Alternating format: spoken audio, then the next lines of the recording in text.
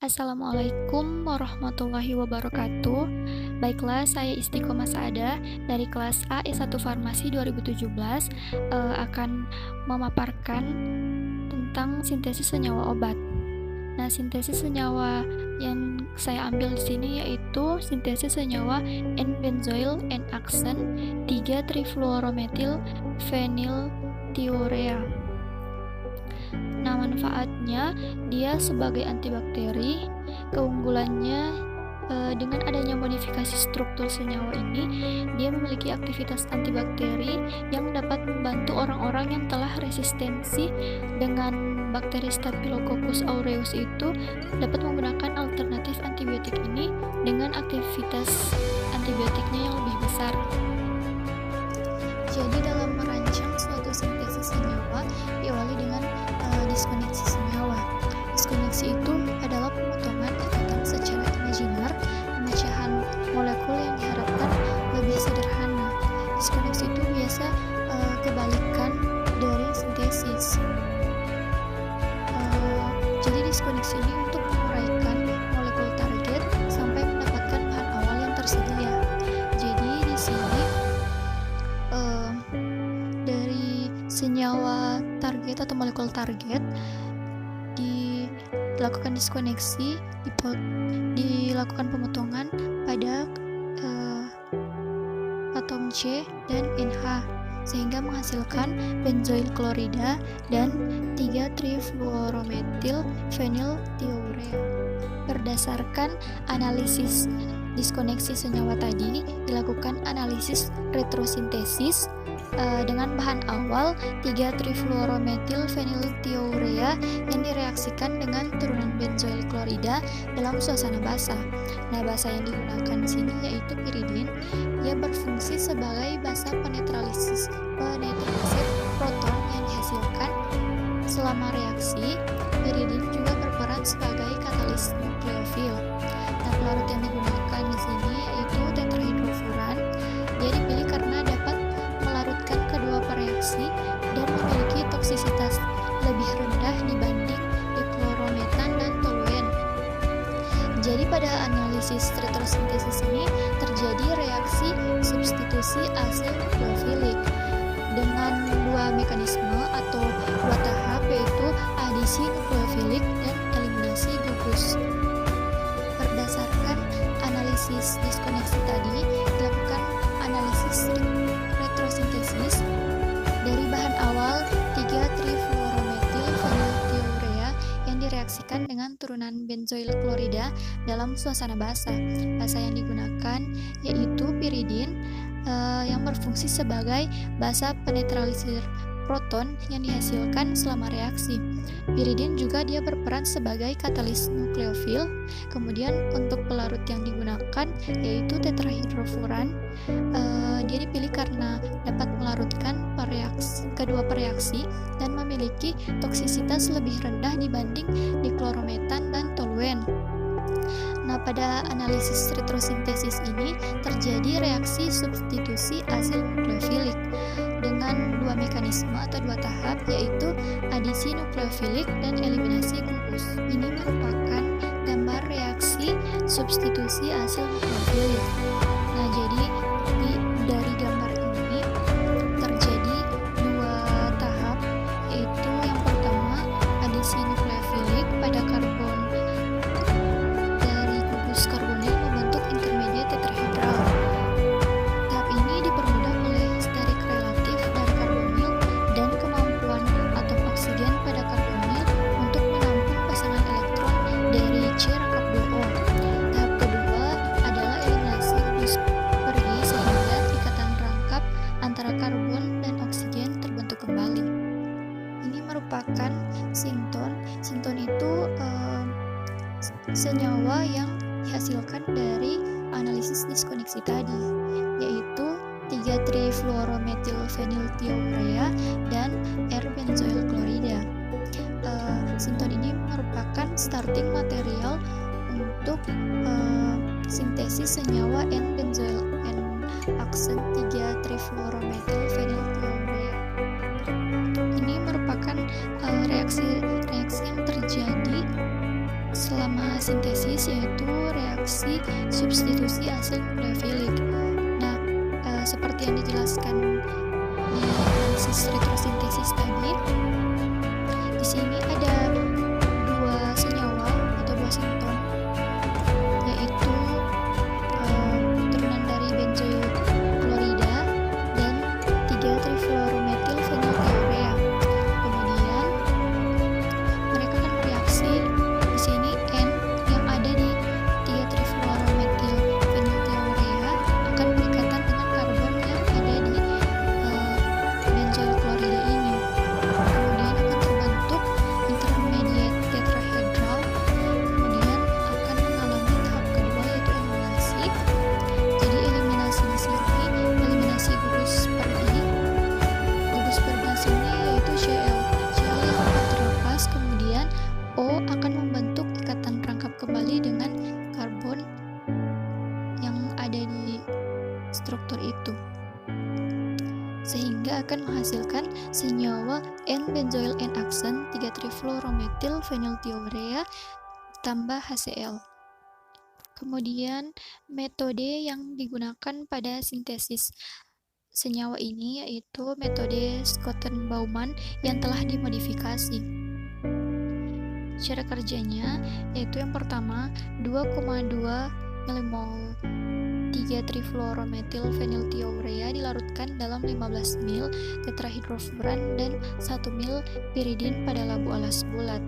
Kemudian ditambahkan 3 ml larutan turunan benzoil klorida dalam 10 ml tetrahidrofuran pada corong pisah, kemudian diteteskan ke dalam labu 3-trifluorometil-feniltiourea sampai habis dalam ice bath sambil diaduk menggunakan magnetic stirrer.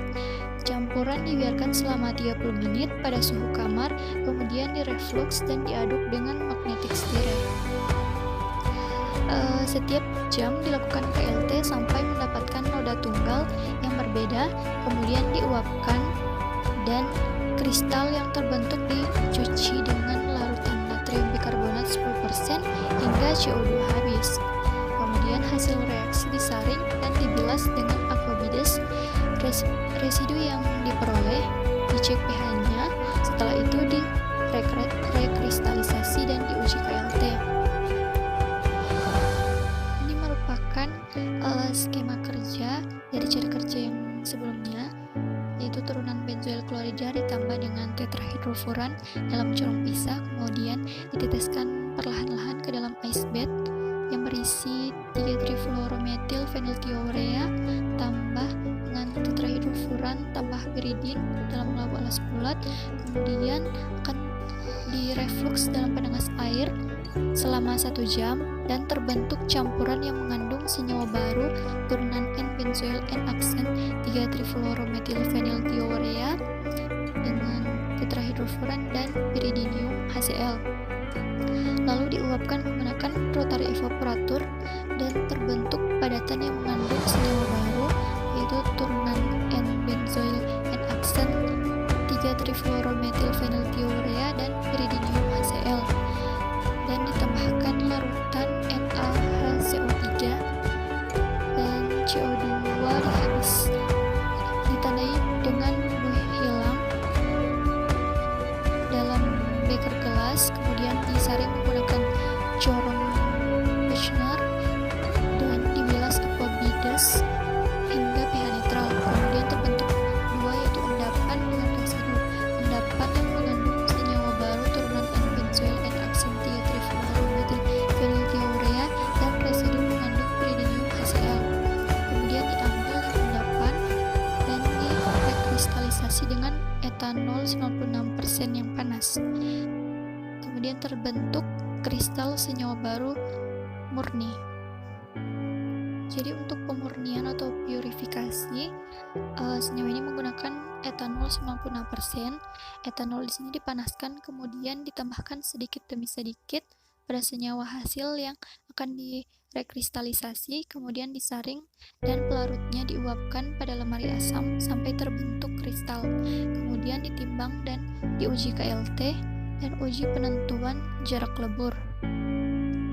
Untuk hasil dari uji KLT dan jarak lebur didapatkan untuk yang KLT, senyawa ini memiliki satu noda pada 3 perbandingan elemen yang berbeda.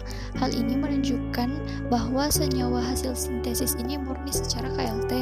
Kemudian untuk yang jarak lebur, dia juga dinyatakan murni karena secara jarak lebur memiliki jarak lebur yang tidak lebih dari 2 derajat Celcius, yaitu 96 sampai 97 derajat Celcius. Maka berdasarkan uji kemurnian dengan jarak lebur dan KLT ini, senyawa dinyatakan murni sehingga selanjutnya dapat dilakukan konformasi struktur. Kemudian dilakukan identifikasi senyawa hasil sintesis dengan konformasi struktur dengan menggunakan spektro UV, kemudian dengan menggunakan IR, menggunakan spektrometri resonansi magnetik inti, dan menggunakan spektrometri massa. Ini merupakan hasil dari konformasi menggunakan UV. Bisa dilihat pada gambar spektro UV ini. Hasilnya yaitu 206 dan 254, sedangkan jika dibandingkan dengan analog sama pada senyawa asal yaitu 3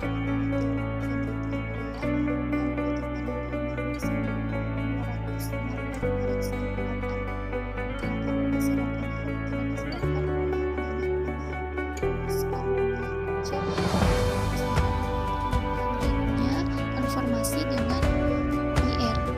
Pada spektrum IR, senyawa ini dalam pelet KBR tidak terdapat serapan NH2 primer pada bilangan gelombang sekitar 3.400 cm/1 seperti pada senyawa awal 3-trifluorometilfeniltiurea, tetapi terdapat serapan NH amida sekunder yang menunjukkan bahwa telah terjadi substitusi asil nukleofilik sehingga terjadi perubahan NH2 primer menjadi NH amida sekunder.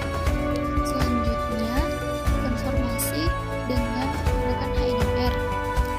Adanya ikatan NH pada senyawa ini juga ditunjukkan oleh data spektrum HNMR. Berdasarkan data spektrum HNMR ini juga dapat diketahui adanya proton dari 2 cincin aromatik pada senyawa ini yang terdapat pada daerah geseran kimia sekitar 7.553 sampai 8.062 ppm yang berjumlah 11 proton.